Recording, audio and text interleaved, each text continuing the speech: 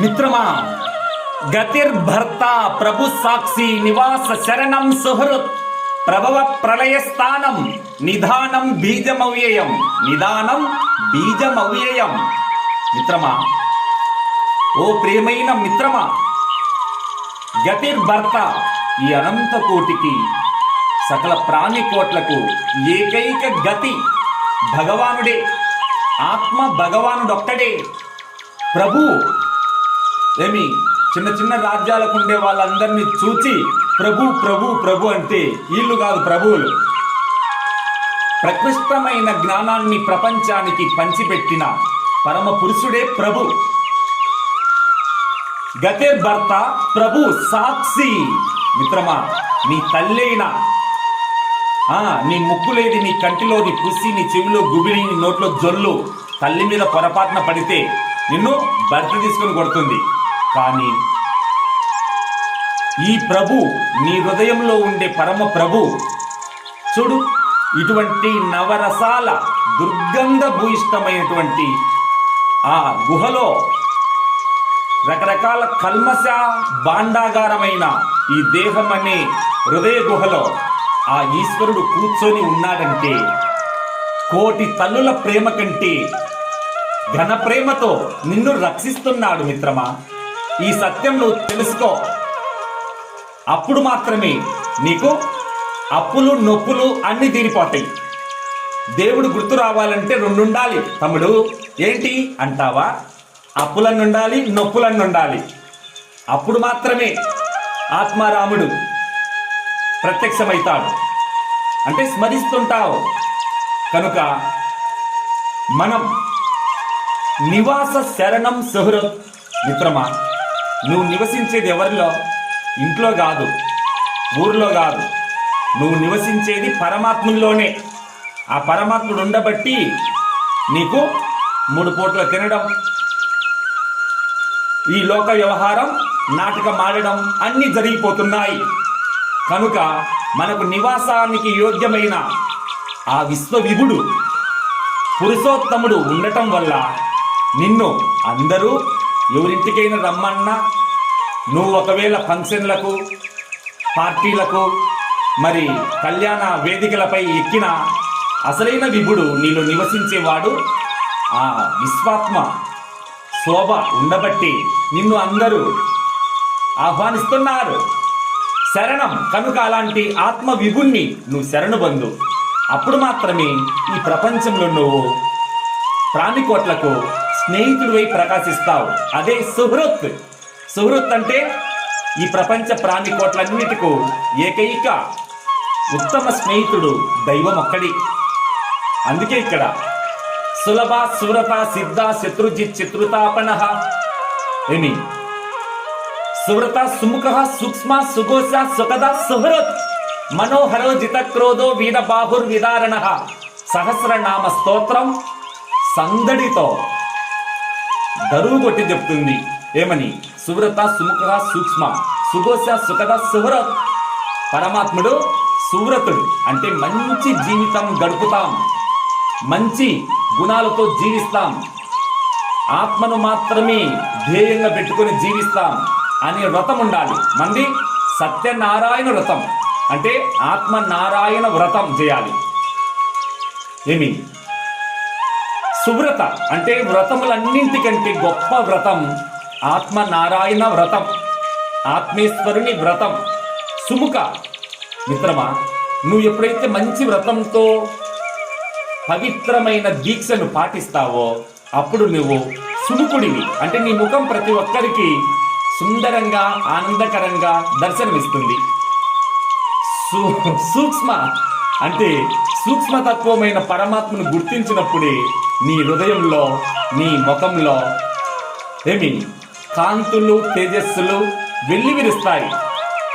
సుఘోష సుఖద సూరత్. మిత్రమా, అప్పుడు నువ్వు మాట్లాడే ప్రతి మాట ఏమి రసభరితంగా నవరసభరితమైన అపురూపమైన కమ్మని జ్ఞాన సూత్రాలు నీ నోటి వెంట వెల్లువలాగా ప్రవహిస్తుంటాయి. అది సుముఖ సూక్ష్మ సుఘోష సుహద సుహృత్. మిత్రమా, సుఖాన్ని పంచిపెట్టే ఒక దైవ స్వరూపంగా నీవు ప్రపంచంలో విహరిస్తావు. అందుకే అప్పుడు సుహృత్ అయిపోతావు. అంటే సకల భూతకోటిని ప్రేమతో ఆదరించి సేవించే పరమాత్మ సకల ప్రాణికోట్లను ఎంత ప్రేమతో రక్షిస్తుంటాడో అలాగే నీ జీవనం కూడా ధన్య జీవనమై మమాత్మ సర్వభూతాత్మ అనే దృక్కోణంలో నీ జీవితం చరిస్తుంది. అలా చరించడము మనోహరమైంది. అంటే మనసును జయించి పరమాత్మలో విలీనం చేశావు. అప్పుడు నువ్వేమైతావు? జిత క్రోధో అంటే క్రోధాన్ని జయించిన వాడివై ఈ అరిషత్ వర్గాన్ని సమూలంగా జ్ఞాన ఖడ్గంతో నిర్మూలన చేస్తావు. అప్పుడు మాత్రమే ఆది పురుషుడైన ఆత్మ రాముడు తన చతుషష్ఠి కళ్ళతో నీ హృదయ పీఠంపై ఆసీనుడై అమోఘమైన దివ్యాశిస్సులను ప్రపంచ ప్రాణికోట్ల రక్షణార్థం ప్రసరిస్తుంటాడు. కనుక అలాంటి దివ్య తత్వమే వీరబాహు విదారణ. కనుక ధారణం అంటే ప్రమాదం, విదారణం అంటే ఎటువంటి ప్రమాదాలు నీ దగ్గర ఉండవు. నీ దగ్గరకు వచ్చిన వాళ్ళందరికీ ప్రమోషన్లే తప్ప ఎమోషన్లను నువ్వు అందించవు. కనుక మిత్రమా, నువ్వు ప్రతి ఒక్కరిని ప్రమాదాల నుండి, ఏ ప్రమాదాలు అంటే దేహభ్రాంతితో, ఇంద్రియ భ్రాంతితో, మనోభ్రాంతితో తపించే జీవులందరినీ ఉద్ధరించి ఆత్మశాంతి, స్వాత్మ సుఖాన్ని వాళ్ళ ప్రేమతో పంచిపెట్టే మహావైద్యుడివై ప్రకాశిస్తావు మిత్రమా. అలాంటి దివ్య జీవనం నీ హస్తగతమవుతుంది. కనుక ప్రతి నిమిషాన్ని నీవు అమూల్యమైన రత్నంగా ఆరాధించాలి మిత్రమా. ఎందుకంటే పరమాత్ముని యొక్క స్వరూపం ఏదైనా ఈ ప్రపంచంలో ఉందంటే అది కేవలం కాలం ఒక్కటే. కనుక కాలాన్ని నీవు పరమ పవిత్రమైన పరమాత్మ ధనంగా ఆరాధించి ప్రతి నిమిషాన్ని దైవ దృష్టితో, ఆత్మ దృష్టితో నీవు ఈ సృష్టిని దర్శించాలి. దృష్టిం జ్ఞానమయం కృత్వా పశ్చేత్ బ్రహ్మమయం జగత్. నువ్వు సృష్టిని మార్చవలసిన అవసరం లేదు, దృష్టిని మార్చుకోవాలి. ఒక రాజుకు పచ్చకామెర్ల జబ్బు వస్తే ఏం చేశాడు? ఒక డాక్టర్ని పిలిచి దీనికి మార్గం ఏమిటి స్వామి అంటే, రాజా బాధపడకు, రాజ్యమంతా పచ్చరంగు కొట్టి అంటే రాజు అలాగే అని చెప్పి కొన్ని కోట్ల డబ్బు ఖర్చు పెట్టి మేడలకు, మిద్దెలకు అన్నిటికీ పచ్చరంగు పూపించాడు. అయితే ఒకరోజు వాళ్ళ గురువు గారు వచ్చారు.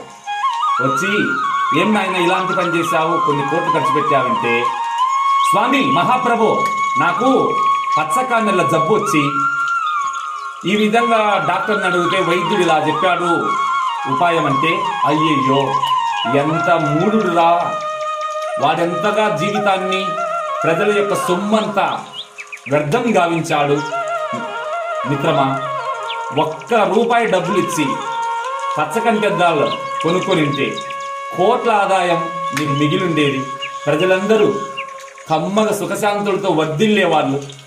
వాళ్ళందరూ ఆ సొమ్మును, ఆ సంపదను హాయిగా అనుభవించి నీ యొక్క దివ్య కీర్తిని వేణోళ్ళ పొగిడేవాళ్ళు కదా. ఎంత పొరపాటు చేశావు. కనుక కీలు తెలిసి వాత పెట్టాలి. జ్ఞానం తెలిసినప్పుడే మనలను సేవించే వారికి, చుట్టుపక్కల వారికి అందరికి కూడా ఆనంద ప్రాప్తి లభిస్తుంది. కనుక మిత్రమా, గంధం చెట్టు ఏ విధంగా వెలయి వనములో ఉన్న మలయగం ఉన్నట్లు పెద్ద వనంలో ఒక గంధం చెట్టు ఉంటే ఆ వనానికి ఎంత శోభో, అలాగే ఆకాశంలో సూర్యుడుంటే ఎంత అందమో, భవనంలో ఒక బాలకుడుంటే ఎంత ఆనందమో, అలాగే